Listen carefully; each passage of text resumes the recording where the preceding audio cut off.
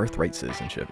It's a topic that most Americans probably don't even consider an issue or really even think about it when they go about their day.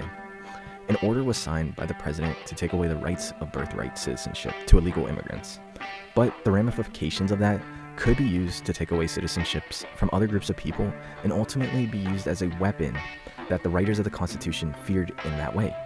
So let's begin.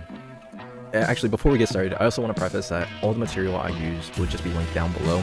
I'll put links to the articles and videos so you guys can read them or even say like, hey, that's a shit source or that's a great source. Challenge them in the comments also. I'd like to know your thoughts and opinions on what's going on in modern American politics. It always doesn't have to be so dramatic, but this one I feel deserves a little more emphasis just because it affects everyone. This may please the court. The Citizenship Clause was adopted just after the Civil War to grant citizenship to the newly freed slaves and their children, whose allegiance to the United States had been established by generations of domicile here. It did not grant citizenship to the children of temporary visitors or illegal aliens who have no such allegiance. This conclusion reflects the original public meaning of the clause. When Congress used the term not subject to any foreign power in the Civil Rights Act of 1866, it rejected the British conception of allegiance. Senator Trumbull explained that subject to the jurisdiction thereof in the clause means not owing allegiance to anybody else. And in 1884, this court recognized that subject to the jurisdiction means owing direct and immediate allegiance. The clause thus does not extend citizenship to the children of temporary visa holders or illegal aliens. Unlike the newly freed slaves, those visitors lack direct and immediate allegiance to the United States.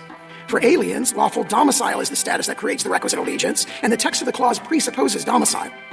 For decades following the clause's adoption, commentators recognized that the children of temporary visitors are not citizens, and illegal aliens lack the legal capacity to establish domicile here. Unrestricted birthright citizenship contradicts the practice of the overwhelming majority of modern nations. It demeans the priceless and profound gift of American citizenship. It operates as a powerful pull factor for illegal immigration and rewards illegal aliens who not only violate the immigration laws, but also jump in front of those who follow the rules. It has spawned a sprawling industry of birth tourism as uncounted thousands of foreigners from potentially hostile nations have flocked to give birth in the United States in recent decades, creating a whole generation of American citizens. So those were Trump's arguments in favor of his executive order, and he does focus more on the parents' residential status and domicile. Though they do use fear statistics to give their argument more validity, because no one knows how many people are coming in for birth tourism. It could be as low as fewer than tens of thousands of people, or higher than 100,000 people. No one truly knows. But what does the executive order say? Words from Trump's executive order.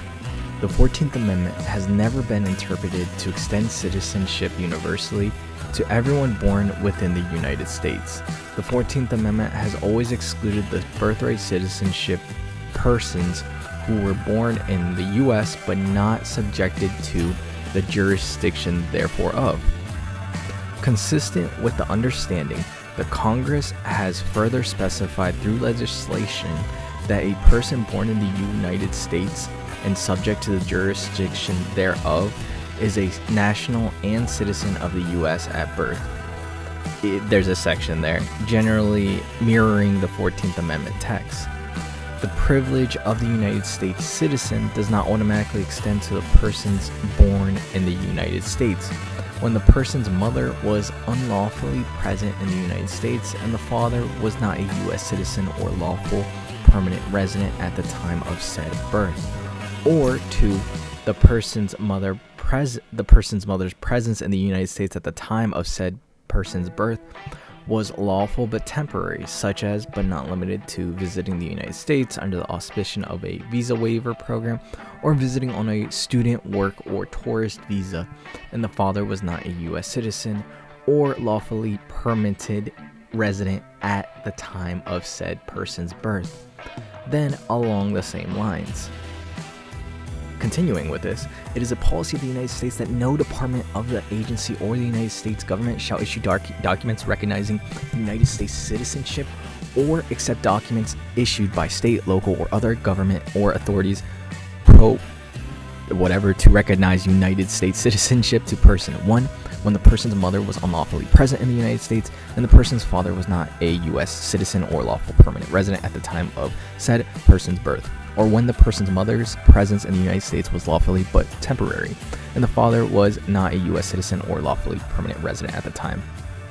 So personally, I feel like the order in law should have a translation with them so people like me can better understand without getting confused with all this jargon. As you can see in here with my shorts and videos, I can struggle to read basic and honestly generally talk. But the issue with this order is that it's being challenged in the Supreme Court due to it taking away rights from citizens of the United States, people who were born in the United States based on the law previously established. Is it okay to challenge laws like this? Of course, though this one seems to be an aggressive violation of citizens' rights, people who were already born in the US under this law. It please the court. Ask any American what our citizenship rule is, and they'll tell you, everyone born here is a citizen alike. That rule was enshrined in the 14th Amendment to put it out of the reach of any government official to destroy. When the government tried to strip Mr. Wong Kim Ark's citizenship on largely the same grounds they raised today, this court said no. 30 years after ratification, this court held that the 14th Amendment embodies the English common law rule. Virtually everyone born on U.S. soil is subject to its jurisdiction and is a citizen. It excludes only those cloaked with a fiction of extraterritoriality because they are subject to another sovereign's jurisdiction, even when they're in the United States.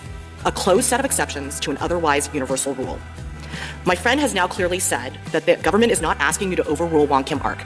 That is a fatal concession, because Wong Kim Ark's controlling rule of decision precludes their parental domicile requirement. The dissent understood that, and the majority tells us 6 times in the opinion that domicile is irrelevant under common law. Lynch versus Clark was already the dominant American case on citizenship, and it held that the US-born daughter of temporary visitors from Ireland, who took the baby back to Ireland with them, that daughter was a US citizen. So that was the argument against and challenging Trump's executive order. So the challengers believe that citizenship and that the 14th Amendment establishes birthright citizenship, ensuring that all persons born here or naturalized in the US are citizens of the US and the state that they come from. It is an amazing amendment because it does distinguish America as a different country than the rest of the world. Why is it amazing? Because it gives hope and the opportunity is already built in and symbolizes what it means to be an American. Using illegal immigrants was a way to get the base motivated and gather support for American security. Some people would argue that there's a more sinister plot developing with this, that the Trump and Republican Party are politicizing birthright citizenship and weaponizing it to get back at perceived enemies. If this order were to pass, it could lead to more and other groups losing rights. And for some of those, that outcome would mean that they become true second-class citizens with truly no rights. I just want to close this with saying that America is one of, if not the greatest nation in the world, point blank period. The fact that this group of people would like to take away rights from citizens and citizens going forward is just crazy. America was built on so many different walks of life by so many geniuses coming from different backgrounds that's what makes this country so great, so adaptable. And yeah, what are your thoughts on Trump versus Barbara? Is birthright tourism a big issue, or I don't know? Thank you for watching, and not in their regulatory jurisdiction. What do you do with Wong Kim Ark's quote of Daniel Webster, who said, independently of a residence, with intention to continue such residence, independently of any domiciliation, independently of the taking of any oath of allegiance or renouncing any former allegiance, it is well known that by the public law, a non-citizen, while he is here in the United States, owes obedience to this country's laws. Now, the examples that Wong Ark Kim used as exceptions are situations in which there was not temporary allegiance to the United States. The children of foreign diplomats whose only allegiance was to their foreign country, and or occupied territory residents, including those citizens in Maine who had been occupied by the British forces. The U.S. had no control over them.